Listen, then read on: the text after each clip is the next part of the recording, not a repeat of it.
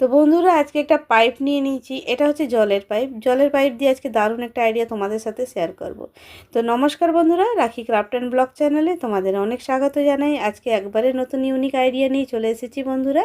ঘরে থাকা পুরনো শাড়ি বা পুরনো ওড়না দিয়ে আজকে দারুণ একটা জিনিস তৈরি করব। তার জন্য নিয়ে নিয়েছি এখানে জলের পাইপ।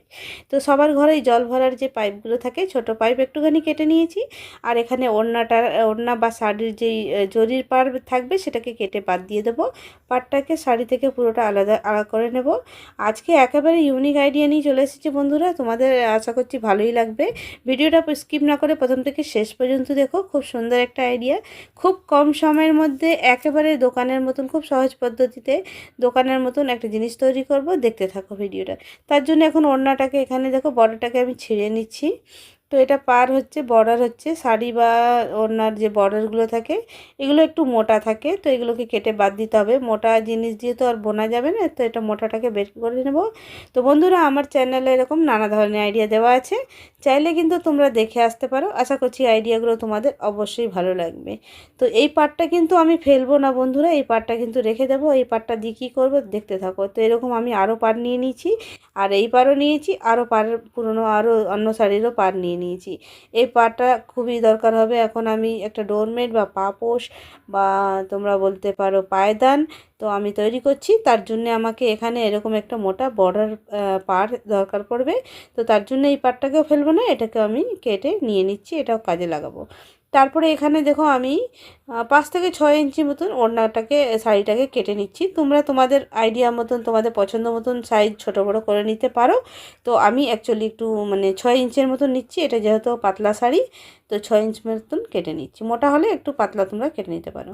তো এখানে এরকম করে আমি সবগুলোকে কেটে নেব।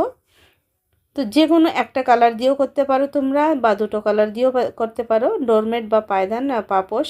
তো ঘরে থাকা জিনিস দিয়ে এরকম সুন্দর সুন্দর ডিজাইনের পাপোশ কিন্তু আমরা নিজেরাই তৈরি করে নিতে পারবে। তার জন্য একটু আইডিয়া খাটাতে হবে। তো তাই জন্য আমি একটা পাইপ নিয়ে নিয়েছি, আর এখানে নিয়ে নিয়েছি একটা সেলো টেপ বা এটা হচ্ছে পেপার টেপ নিয়ে নিয়েছি। তো যে টেপ তোমাদের কাছে থাকবে সেটাই তোমরা নিয়ে নিতে পারো। এটা কিন্তু পাইপের ভেতর দিয়ে ঢুকালেও চলতো, আমি আর ভেতর দিয়ে ঢুকালাম না, আমি বাইরে দিয়ে এটাকে আটকে নিলাম। সেলো টেপ দিয়ে এইভাবে করে আটকে নিলাম। তো এই যে শাড়ির পাটটাকে আটকে নিয়েছি, এবার শাড়ির পাটটাকে ভালো করে আটকাবো, যেহেতু টান দিলে যেন না খোলে, তো এই জন্য ভালো করে আটকে নিয়েছি। তারপর একটা সুইয়ের মধ্যে সুতো ঢুকিয়ে নিয়েছি। এবার যেই কাপড়টা কেটেছিলাম শাড়ির, সেই কাপড়টাকে এখানে সেলাই করে নেব।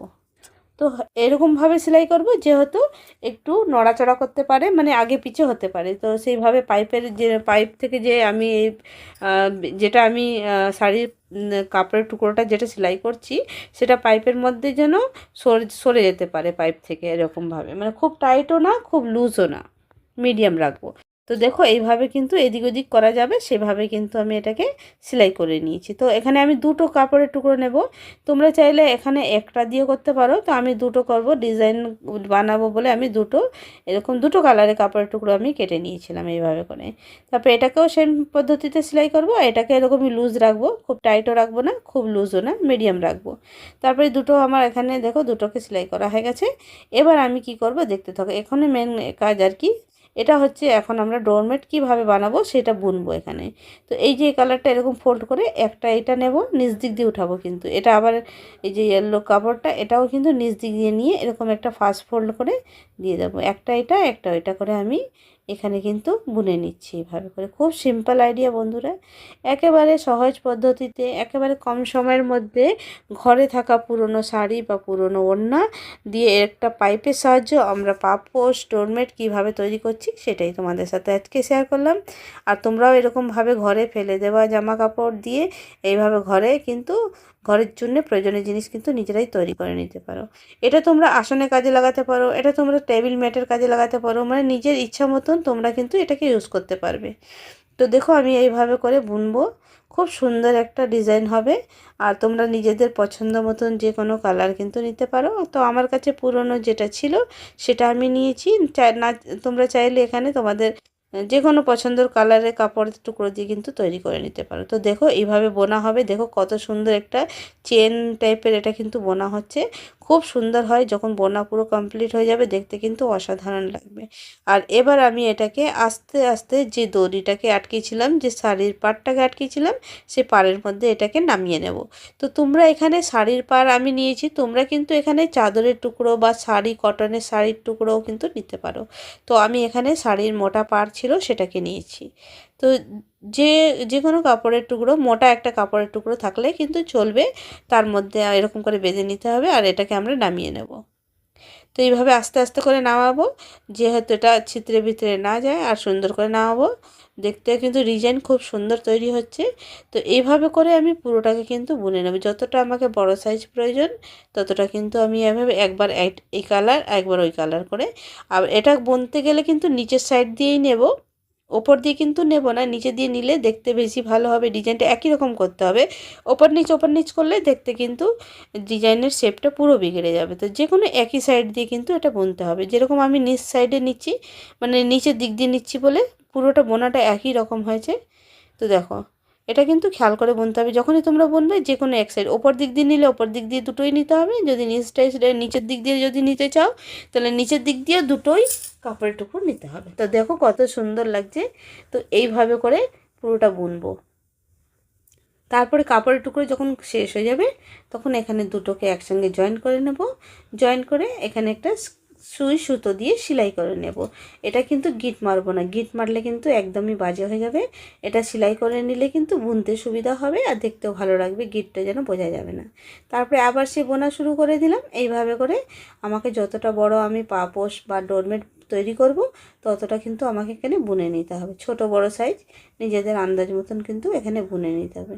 তো বন্ধুরা, আজকের ভিডিওটা তোমাদের যদি ভালো লাগে লাইক শেয়ার কমেন্ট অবশ্যই করো। নতুন বন্ধুরা থাকলে সাবস্ক্রাইব করতে কিন্তু ভুলো না। তোমাদের সাথে এরকমই নতুন নতুন ইউনিক আইডিয়া নিয়ে অবশ্যই ভিডিও নিয়ে আসবো। আশা করছি তোমাদের ভালোই লাগবে। তারপরে দেখো আমি এখানে এইভাবে করে পুরোটা কমপ্লিট করলাম। তো আমি যে যতটা বুনছি আর তারপরে দড়িতে নামিয়ে নিচ্ছি। এইভাবে করে যতটা বোনা হয়ে যাচ্ছে, একটু বেশি বোনা হয়ে যাচ্ছে, আবার আস্তে আস্তে করে দড়ির মধ্যে এরকম করে নামিয়ে নিচ্ছি সবগুলোকে। তো একেবারে ইউনিক আইডিয়া, আর বলতে পারো এটা খুব খুব কম সময়ের মধ্যে, মিনিটের মধ্যে কিন্তু তোমরা একটা ঝটপট পাপোশ কিন্তু ঘরে থাকা পুরনো শাড়ি দিয়ে কিন্তু তৈরি করে নিতে পারো। তারপরে আমার এখানে বোনাটা পুরোটা কমপ্লিট হয়ে গেছে। তারপরে এই যে টেপটা লাগিয়েছিলাম, টেপটাকে খুলে নিলাম। খুলে নিয়ে এবার এই দুটো দড়ি আর যে দড়িটা যে শাড়ির পাটটা লাগিয়েছিলাম সেটা তিনটেকে একসঙ্গে নিয়ে এখানে একটা সেলাই মেরে নেব। তো সেলাই মেরে নিলে এটা আর খুলবে না, একদম পাকাপোক্ত সেলাই পড়ে যাবে আর এটা ভালো মজবুতও হবে। তো এখানে সেলাই মেরে নিয়েছি।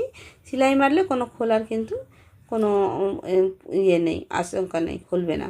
তো দেখো বন্ধুরা, আমার এখানে পুরোটা কিন্তু বোনা হয়ে গেছে। দেখো কত সুন্দর বোনা হয়েছে, দেখতে কিন্তু অসাধারণ লাগছে। আর এটা যখন তৈরি হবে আরও সুন্দর লাগবে। তো তোমরাও এইভাবে ঘরে পুরনো শাড়ি না ফেলে কিন্তু ঘরের জন্য প্রয়োজনীয় জিনিস কিন্তু নিজেরাই কিন্তু তৈরি করে নাও। তারপরে দেখো বন্ধুরা, এইরকম রাউন্ড শেপে কিন্তু করতে পারো, বা তোমরা যদি চৌকো চাও চৌকোও করতে পারো, বা ওভাল শেপও করতে পারো। তারপরে আমি একটা সুই সুতো নিয়ে নিয়েছি। এবার দেখো দুটোকে একসঙ্গে নিয়ে আমি এরকম হেম সেলাইয়ের মতন টাকা মারতে থাকবো। তো পুরোটা এইভাবে করে টাকা মেরে নেবো। খুব কম সময়ের মধ্যে কিন্তু একটা দারুণ একটা জিনিস, তাও ঘরে থাকা জিনিস দিয়ে, কোনো ভি শাড়ি না ফেলে এভাবে কিন্তু তোমরা বানিয়ে দেখবে, দারুণ কিন্তু হয়। এটা কিন্তু তোমরা তোমাদের পছন্দ মতন যে কোনো কাজে কিন্তু ইউজ করতে পারো। তো দেখো আমি তো এটা তৈরি করছি, দেখতে কিন্তু অসাধারণ লাগছে। ক্যামেরা কতটা ভালো লাগছে আমি বলতে পারছি না, কিন্তু আমি অরিজিনাল যে দেখছি খুবই সুন্দর হয়েছে বোনাটা। আর খুবই সুন্দর, একদম দোকানের মতন ডোরমেট পাপোশ কিন্তু ঘরে তৈরি করে নিয়েছি। তো দেখো এইভাবে করে পুরোটাকে কিন্তু সেলাই মারতে হবে ভালো করে। সেলাইটা যত মজবুত বাড়বে ততটাই সেলাইটা মানে জিনিসটা মজবুত হবে। তো দেখো এখানে আমি শেষের দিকে পুরোটাকে নিয়ে একসঙ্গে এখানে বাকি অংশটা যেটা এক্সট্রা ছিল সেটাকে কেটে বাদ দিয়ে দিলাম। আর এটাকে এটার সঙ্গে ধরে ভালো করে সেলাই মেরে নেব। তো এখানেও মজবুত করে সেলাই মেরে নেবো, তো যেহেতু না খোলে। তো একবারে রেডি হয়ে গেছে আমার পাপোশ, ডোরমেট বা ম্যাট। তোমরা যেটা কাজে লাগে সেটা ইউজ করতে পারো, যেই কাজে তোমরা লাগাতে পারো। তারপরে তোমরা বন্ধুরা, এখানে কিন্তু আমি কিন্তু কাপড় লাগাইনি, যখন ইউজ করব তখন হয়তো আমি কাপড় লাগিয়েও নেব। তোমরা চাইলে এক সাইডে কিন্তু যদি পাপোশ তৈরি করো তো নিচের সাইডে কিন্তু কাপড়ের টুকরো, কটনের কাপড়ের টুকরো কিন্তু একটা, বা চাদরের টুকরো কিন্তু লাগিয়ে নিতে পারো। তাহলে জিনিসটা আরও মজবুত হবে আর পাপোশতে কিন্তু সুবিধা হবে। তো চলো বন্ধুরা, আজকের আইডিয়াটা এখানেই আজকের ভিডিওটা এখানেই এন্ড করছি। আবার একটা নতুন আইডিয়া নতুন ভিডিও নিয়ে তোমাদের সাথে দেখা হবে। সবাই ভালো থেকো, সুস্থ থেকো। আর আজকের আইডিয়াটা তোমাদের কেমন লেগেছে অবশ্য কমেন্টে জানাবে। ভালো লাগলে লাইক, শেয়ার, কমেন্ট আর হাইপ দিতে কিন্তু ভুলো না। তোমাদের হাইপ আর লাইকের জন্য কিন্তু আমার ভিডিও আরও লোকের কাছে কিন্তু যেতে পারে, আরও লোকরাও দেখতে পারবে, তারাও এই সুযোগটা নিতে পারবে। আর তোমরা চাইলেও এরকম ঘরে বানিয়ে কিন্তু অবশ্য ট্রাই করে দেখো। তো চলো নেক্সট ভিডিওতে আবার দেখা হচ্ছে। সবাই ভালো থেকো, সুস্থ থেকো।